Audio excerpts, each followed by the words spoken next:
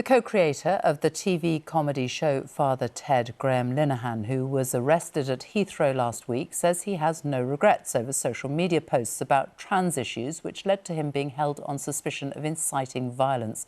Graham Linehan has been a vocal critic of transgender activism in recent years. Today he said women had a right to defend themselves in female-only spaces.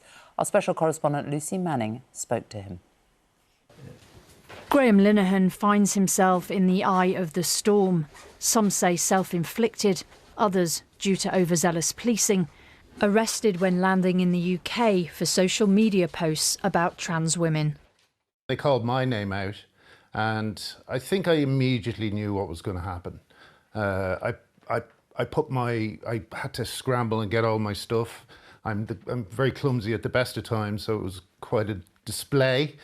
And then I stepped off the plane, and there were 5 police framing the doorway. What was your reaction to being arrested? I got very, very angry because for 8 years now I've been standing up for women's rights and trying to get people's attention about what's happening to kids in gender clinics.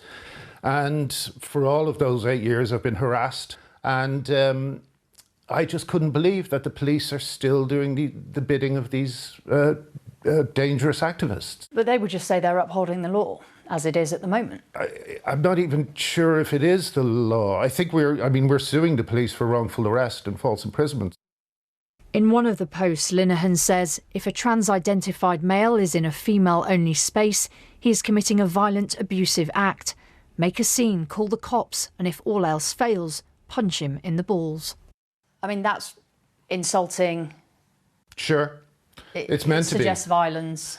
Sure, but as I say, women have a right to defend themselves from strange men in their spaces. Do you regret tweeting that message now? No, I don't regret anything I've tweeted. Everything I've tweeted, sometimes I've tweeted a little bit more out of anger because of the frustration at no one paying attention to this issue. Even some on your own side say that sometimes you don't help their cause, your cause, because it would be better to act in a more civil way. Do you accept that?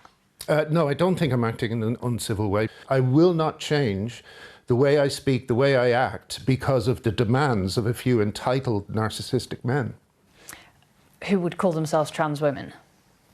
Yeah, again, they're men. The Met has said they don't want to be in the middle of policing toxic culture war debates. I don't agree with the word toxic culture wars. I mean, it's only toxic from the trans activist side, but I think they would say it's toxic your side as well.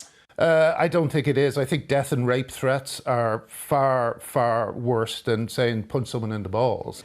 The comedy writer's currently in the middle of a separate court case accused of harassment and criminal damage against a teenage trans activist. He knocked the phone out of her hand after posting that she was a sociopath and a domestic terrorist. Oi! Oi! Linehan believes he has been cancelled and is better living in the US.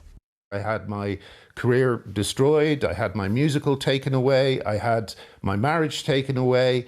You know, I don't know why people expect me to be all sunshine and roses.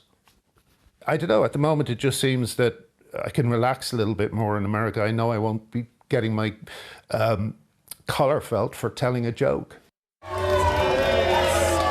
Police want a change in the law to limit the policing of social media posts, but the toxicity of the trans debate is unlikely to shift. So you're not going to tone things down? No. Lucy Manning, BBC News.